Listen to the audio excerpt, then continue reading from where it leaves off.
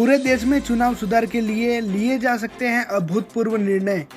मुख्य चुनाव आयुक्त तो सुशील चंद्रा ने पत्रकार वार्ता में माउंट आबू दौरे में कही ये बातें। माउंट आबू देश भर में चुनाव में बदलाव लाने की प्रक्रिया जोरों पर है। इस क्रम में चुनाव आयोग भी पूरी मुस्तैदी से जुटा हुआ है। वहीं पर चुनाव सुधार को लेकर भी देश में एक बड़ी बहस छिड़ी हुई है। इसी क्रम में मुख्य चुनाव आयुक्त आज माउंट आबू के दौरे पर थे। इसी क्रम में भारत के मुख्य चुनाव आयुक्त सुशील चंद्र आज माउंट आबू के दौरे पर थे। उन्होंने पत्रकार वार्ता में पत्रकारों को बताया कि चुनाव सुधार के लिए तो पहले ही कई अभूतपूर्व प्रयास किए जा रहे हैं, लेकिन साथ ही अब चुनाव सुधार के लिए कुछ और भी निर्णय लिए जा सकते हैं। आधार को चुनाव वोटर आईडी से लिंक करने की बात पर उन्होंने कहा कि यह प्रयास तो हमारे बीएलओ शुरू से ही कर रहे हैं, लेकिन अब मत चुनाव आयोग है, इससे हटकर भी कुछ नए अभिनव पहल इसके लिए करने जा रहे हैं।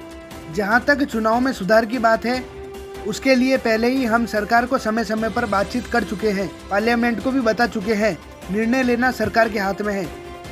जहां पर उनसे पूछा गया कि पूरे देश में क्या एक साथ एक ही प्रक्रिया के साथ चुनाव संपन्न हो सकते हैं, तो इस पर उन्होंने कहा कि हमने यह निर्णय तो कब से ही देश के पार्लियामेंट को दे चुके हैं। देश की केंद्रीय सरकार के समक्ष हमारा निर्णय आज भी मौजूद है, लेकिन अब यह निर्णय लेना और इसे इम्प्लीमेंट करना, फलीभूत करना, वह सरकार के या राजनीतिक इच्छा शक्ति के ऊपर निर्भर करता है। भारत के मुख्य चुनाव आयुक्त तो सुशील चंद्रा ने जिले के आला अधिकारियों के साथ भी बैठक की, साथ ही बीएलओ से भी चर्चा की। इस मौके पर जिला कलेक्टर भगवती प्रसाद, पूर्व जिला कलेक्टर संदेश नायक, पुलिस अधीक्षक धर्मेंद्र सिंह यादव, उपखंड अधिकारी अभिषेक सुराणा सहित आला अधिकारी मौजूद रहे। Aravali news, mount Abu. Meeting की है बेसिकली, उसमें ये कि हम जो मतदाता हैं वो देश का कोई भी मतदाता छूटे ना, इस उद्देश्य के साथ ही हम सब लोगों को बताना चाहते हैं कि जिन भी बच्चों की या जिनकी भी 18 वर्ष से ऊपर हुई हो चुकी है तो सब लोग मतदाता सूची में बांटते हैं। इसके अतिरिक्त जो भी महिलाएं हैं, जो PWD दिव्यांग हैं, जो सीनियर सिटीजन हैं, तो सभी लोग अपने इस इलेक्शन के प्रोसेस से जुड़ें और उन सभी का नाम सूचीबद्ध हो पूरी तरीके से जो मतदाता सूची में है। इसके अतिरिक्त मैं चाहूँगा कि सभी लोग जो वोटर टर्नआउट है, सभी लोग अपने मतदाता जो आपका अधिकार है, मतदान अधिकार है, उसका भरपूर उपयोग करें और जो वोटर टर्नआउट है वो बढ़ना चाहिए। साथ में मैंने ये भी निर्देश दिए कि जो हमारे पोलिंग बूथ हैं उनकी व्यवस्था बहुत अच्छी हो और उसमें सभी के लिए जो मूलभूत सुविधाएँ हैं वो अवेलेबल है। तो इस तरह से मैं चाहूँगा कि जो अपना वोटिंग है उसके लिए देश का महत्व है और सभी लोगों को उसमें भाग लेना चाहिए, जिससे कि देश की डेमोक्रेसी सुदृढ़ हो और सफल। इस प्रकार से अभी भी प्रतिशत कम रहता है और उसके अंदर आधार कार्ड से जोड़ने की किसी प्रकार की कोई योजना है? देखिए, जो ये आधार से जोड़ने की प्रतिक्रिया है, इसका तो एक सेपरेट प्रोग्राम चल ही रहा है। हमारे जितने BLOs हैं ये घर घर जाके सर्वे करते हैं और सभी को मतदाता सूची में अंकित करते हैं। तो मतदाता तो जितने ज़्यादातर तो जुड़े गए हैं, यहाँ पर भी काफ़ी अच्छे मतदाता जुड़े हैं और यहाँ बहुत ही सराहनीय कार्य है। सर, चुनाव का प्रतिशत बढ़ाने के लिए क्या क्या सुधारों की आवश्यकता है अभी और भी इस देश में? देखिए, चुनाव के लिए सबसे बड़ा तो ये प्रेरणा देना पड़ता है कि सभी लोगों का अधिकार है and they should use this right process. और हमने अब इसलिए अभी सारी मीटिंग में भी बोला लोगों को कि जितने BLOs हैं, जितने हमारे डिस्ट्रिक्ट मजिस्ट्रेट्स हैं, जो DOs हैं, सबको समझाएं और जो हमारे जितने इलेक्टोरल लिटरेसी क्लब्स हैं, ये इनका बेसिक राइट है और इनको इसको भली भांति इसको एक्सरसाइज करना है।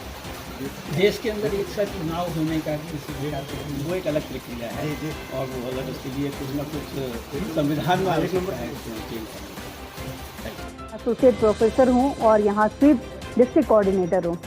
आज हमारा सबका बहुत सौभाग्य रहा कि हम मुख्य निर्वाचन आयुक्त के साथ अपने विचारों को साझा कर पाए। सिरोही जिले में जो साक्षरता का कार्यक्रम चलाया जाता है, पूरे जिले में ही बहुत उत्कृष्ट रूप से चल रहा है। चाहे वो ई-एपिक डाउनलोड करना हो, चाहे वो वोटर आइडेंटिटी बढ़ाना हो, जनता को साक्षर करना हो, तो कॉलेज में ELC क्लब चल रहा है, हर कॉलेजेस में चल रहा है और सिरोही कॉलेज लीड ELC का इंचार्ज है।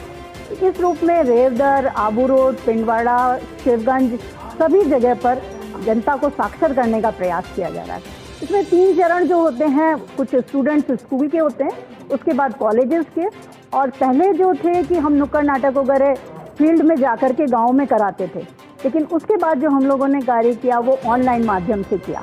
ऑनलाइन बच्चों को जोड़ने का, ई पिक डाउनलोड कराने का, किस तरीके से वो अपना वोटर आईडी कार्ड प्राप्त कर सकते हैं, उन सारी चीज़ों के बारे में लोगों को जानकारी दी गई। तो जो आज का ये कार्यक्रम था, मुझे बहुत ही खुशी हुई कि हमारे जो मुख्य निर्वाचन आयुक्त ने सिरोही जिले की इतनी तारीफ की, इससे हम सभी बहुत बहुत गौरवान्वित हुए।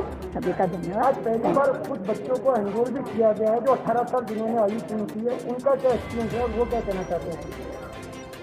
आज जो नए एनरोलमेंट तो नहीं हुए, मुख्य रूप से जो जानकारी दी गई है बच्चों की, उन्होंने पीपीटी के माध्यम से भी बताया कि किस तरीके से हम ई पिक डाउनलोड कर सकते हैं, और वो कार्य व्हाट्सएप के माध्यम से बच्चों ने उसको सब तरफ फैलाने का प्रयास किया है। और एक नए बच्चे ने जो अपना एक्सपीरियंस शेयर किया कि मैंने सीखा और सीख करके अपने घर के लोगों का, जो 18 साल से ऊपर हो गए, उनका पंजीकरण किया।